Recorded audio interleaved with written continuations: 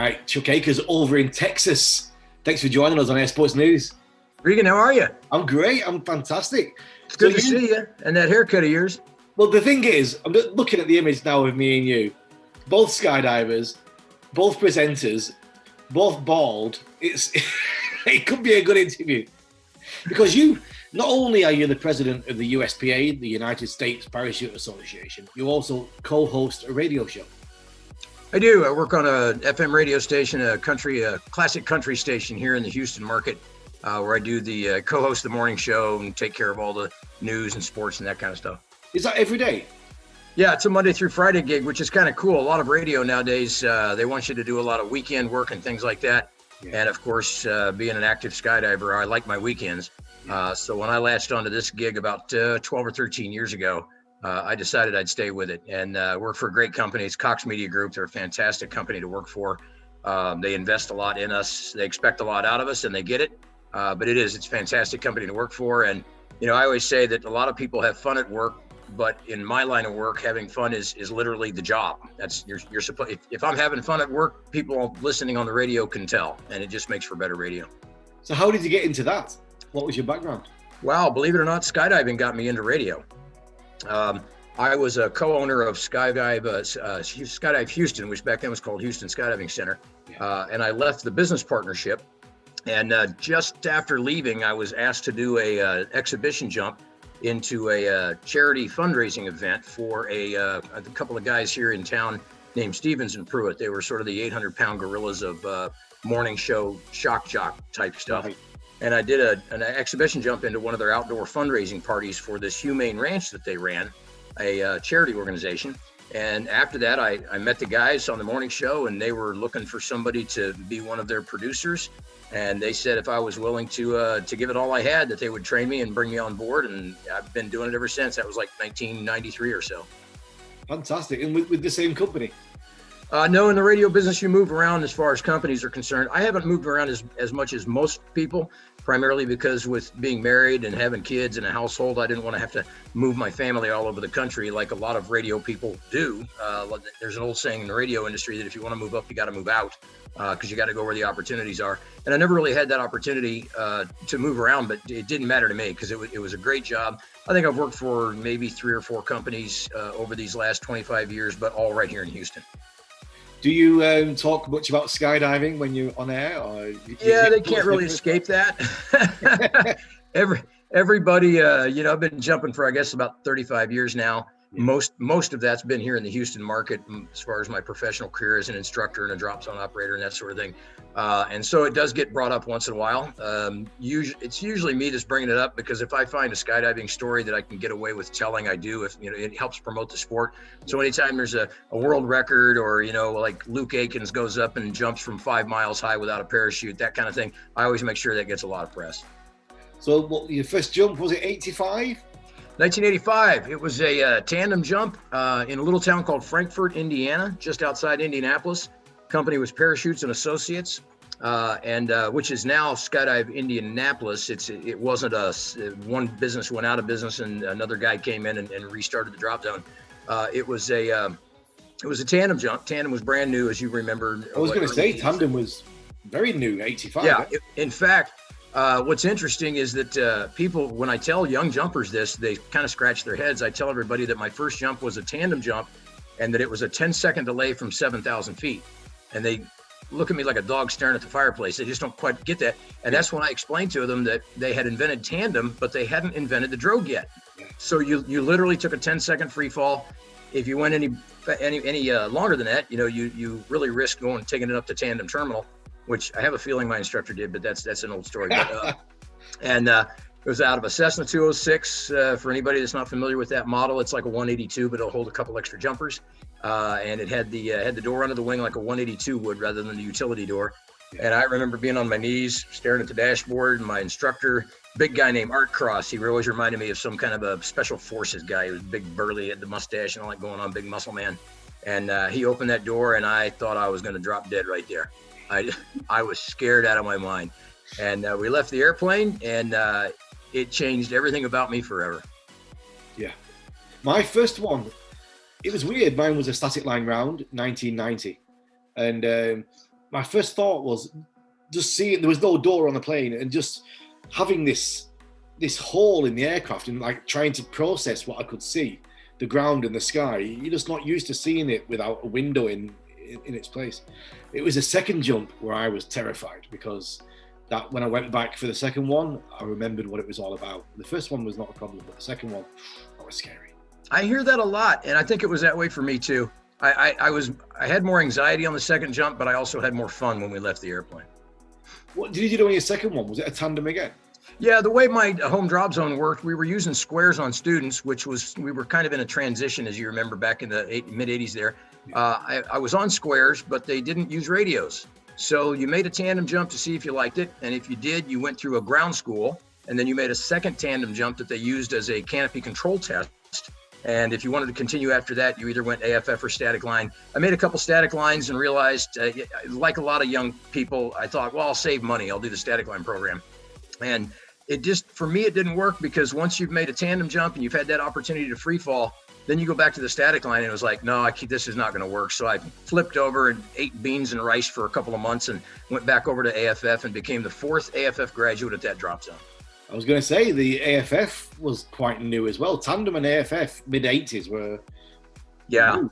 Yeah. It was, in fact, it was that same guy, Art Cross, the big special forces looking guy, and a gentleman named Mark Schlater, who owned the skydiving center there at that time. And they were the only two AFF instructors at the drop zone. So we did all of our AFF together.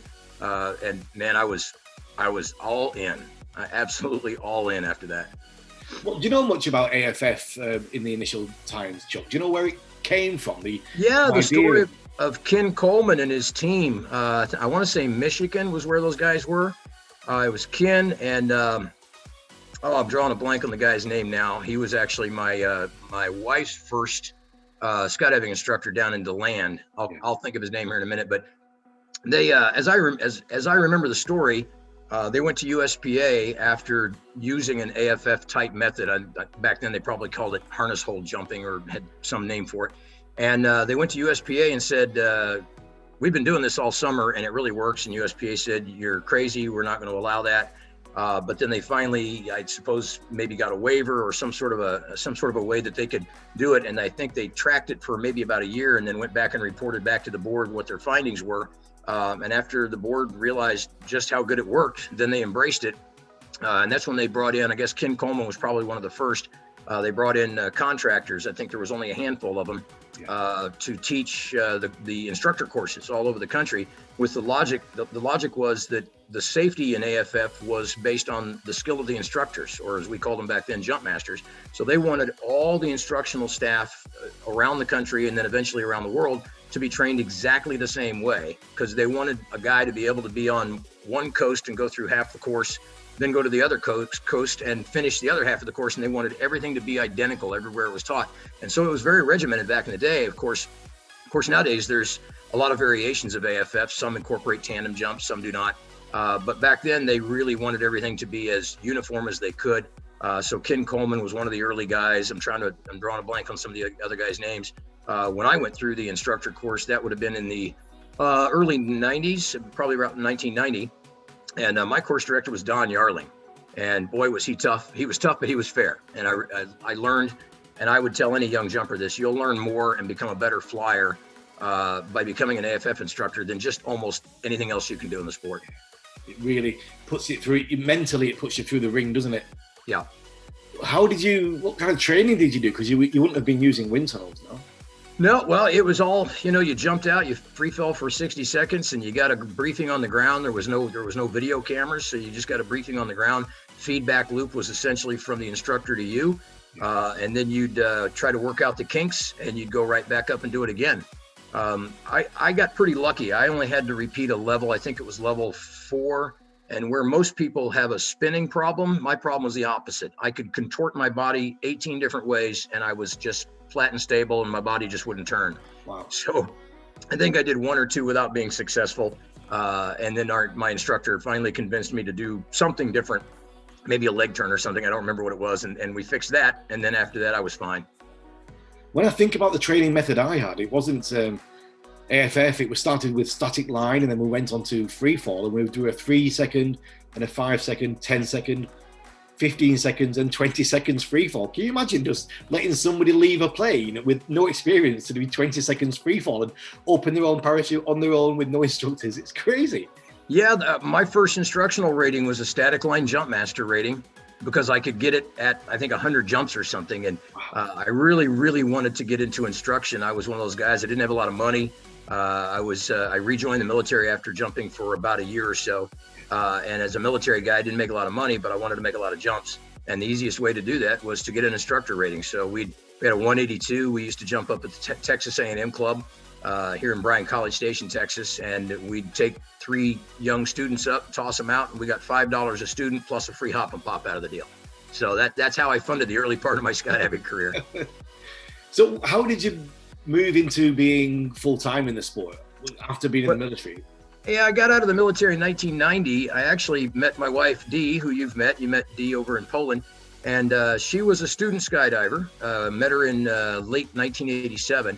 But I didn't get out of the military until 1990. Well, we got married while I was still in the military. So I was one of those lucky guys that I got to leave the military and just shove my civilian clothes in a backpack and drive home. And I was instantly a husband and a father and a homeowner, just like overnight.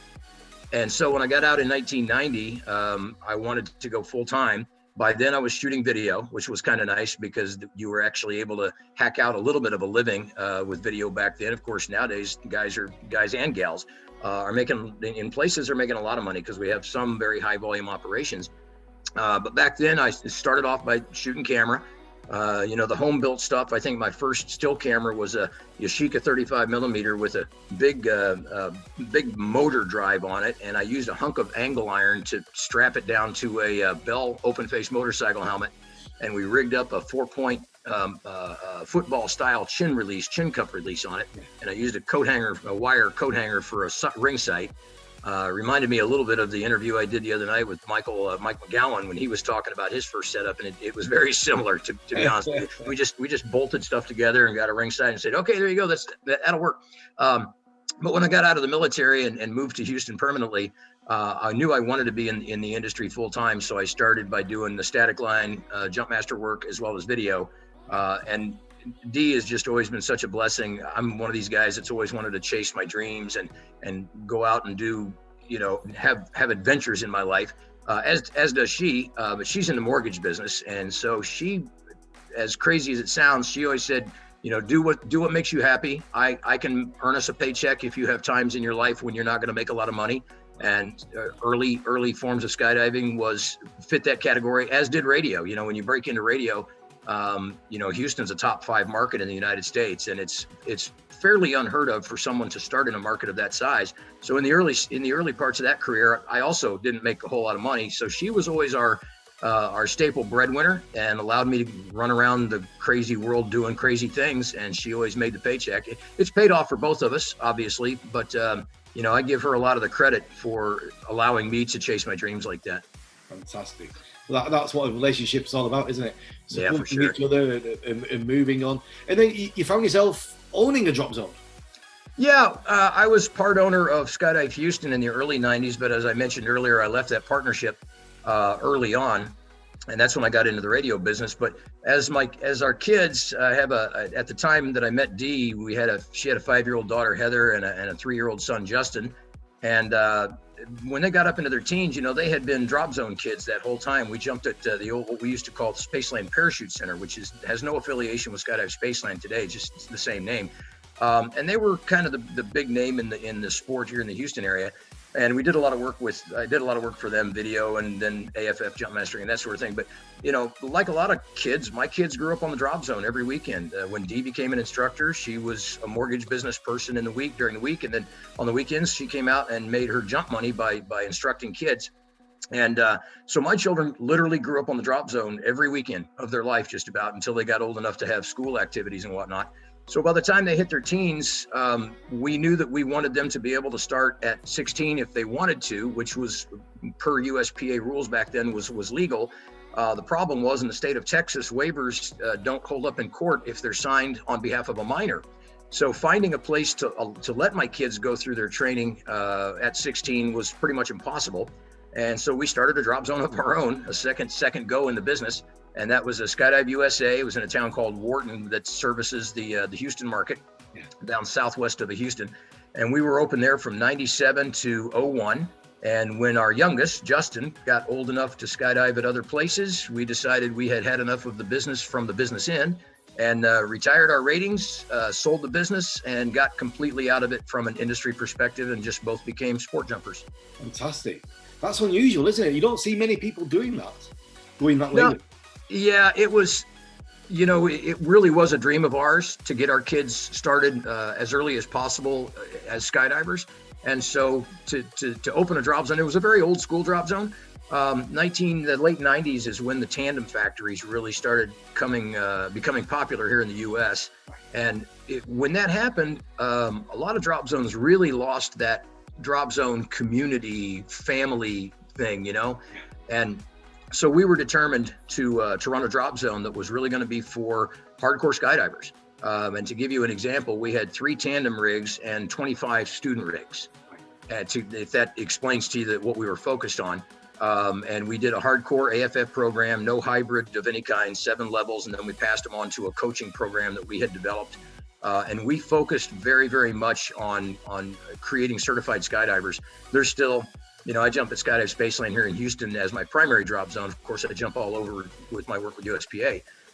But to this day, there's at least a couple dozen people that I know, probably more than that if I really thought about it, who trained at our drop zone and became lifelong skydivers because of it.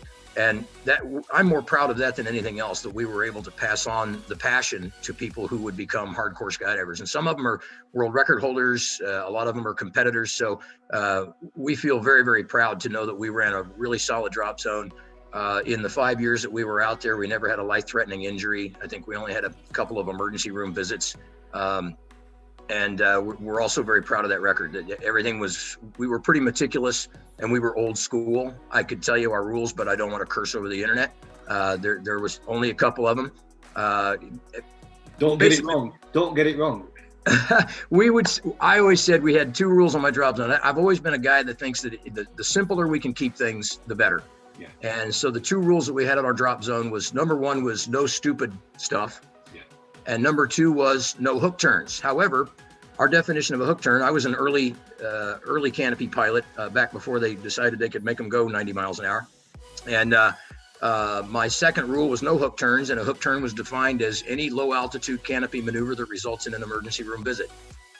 So, in other words, don't be stupid, see rule number 1. And it worked very well for us. But then again, we were a small drop zone, so we were able to give people a lot of very personal attention. The people who jumped with us became brothers and sisters. Today, a lot of the big drop zones, the DZO is busy running an enterprise. They don't have a lot of time to be out there on the beer line. But as a smaller drop zone, especially with 2 kids that were in the sport, learning one after the other, we wanted to make sure that they had, and that all the folks that jumped with us had the right fundamentals to move forward in the sport. I've always believed that if you can teach somebody, I've always believed it's the 3-legged stool, if you will, to stay safe in skydiving. One is you've got to have the skill set, and that's basically practice, practice, practice. The second is you have to have the intellect to be able to understand the material, and then and have enough intellect, if you will, to be able to make the call when the time comes. And the last one, and the one that's most difficult to manage, is you got to have sound judgment. And so we always said skill, intellect, and sound judgment, and that'll keep you safe. So that's what we taught to our skydivers. And I think it worked out pretty well. Like I said, we never had a life-threatening injury. Literally only a couple emergency room visits, and that was for your typical, tib-fib kind of thing, bad landings, that sort of thing. Fantastic. What a great story that is. And how did you then move into the almost political side of it, like being part of the council and the membership, and now becoming the president of the USPA? Well, I guess you just call it cross-pollination. I've never been focused on saying, this is where I've got to end up. To me, it was, I had been in the sport for about 30 years. There was an opportunity to run for regional director. At that time, I was in my mid-50s, and I remember thinking to myself, I want to still be effective, and I still want to be a contributor to the sport. But since I've given up my ratings and I'm just a fun jumper these days, maybe I'll run for regional director, because I knew that that would be an opportunity to travel throughout the region and be as effective as I could for people. Because, a lot of times people would call me anyway, just for advice. They'd say, you've been around a long time, Chuck, what do you think about this or that? So I went ahead and ran for regional director, and then served one term on the board. And I can blame Mike McGowan for my run for president.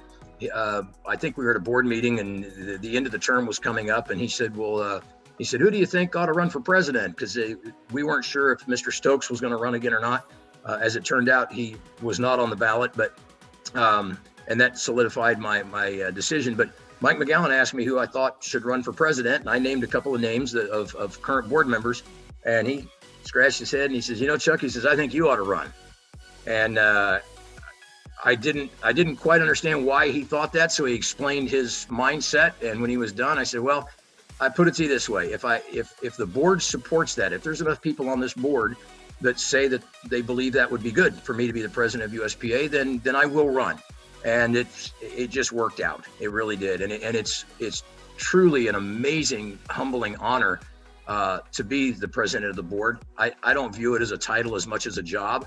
The president of USPA, specifically because of our governance, has some fairly specific requirements, things that are expected of the president, events that you need to be at.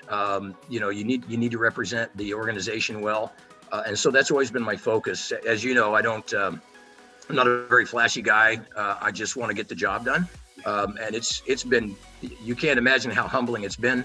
One of the things that we wanted to work on very much when I came on board as the president was we wanted to get the cohesiveness of the board back. There had been some, and this is not a big secret, there's times when the board is very effective, there's times when maybe there's some friction. And so what I focused on greatly when I became the president was making sure that we had all the board members kind of more on parallel paths. Yes. And just, running an efficient meeting and just keeping people on track. And my management philosophy as the president is quite simple, and that is to assign people and appoint people to the various positions that I believe that where their strengths are, and then leave them alone, take the hurdles out of the way, leave them alone, let them do their jobs. And if they need my help, they'll call me. But 9 times out of 10, the people that are the board members that are taking on certain jobs like committee chairs and things like that, those are people that are already better at what they're doing than I could be. So they don't need my help. Not very often. They keep me informed, and that's really all I need. Right. And how long has it been now as a president? 2.5 years. We'll seat. Is that right? 2.5? No. Golly. Well, we run for re-election next November, and then in 2022 is when we will seat the next board. So it's been 2 years and some change. Good. Well, hopefully lots of more good times for you to come. Chuck, that's a great place to leave it. What a great story. It's been great to find out a few things about you there that I wasn't aware of, and hope you've enjoyed it. You enjoy it, the little chat? Absolutely. I'll be welcome. I'll be glad to come back anytime you'll have me. I'll try to get rid of the clouds, though. I want just nothing but blue sky up there. Like I said before we started, maybe that would put you USPA. You'd be on standby with those clouds. But in the UK, that's the best day for jumping. Best day ever. Chuck, it's been a pleasure, man. Thanks for joining us. Thanks, Regan. Anytime, pal. Bye-bye.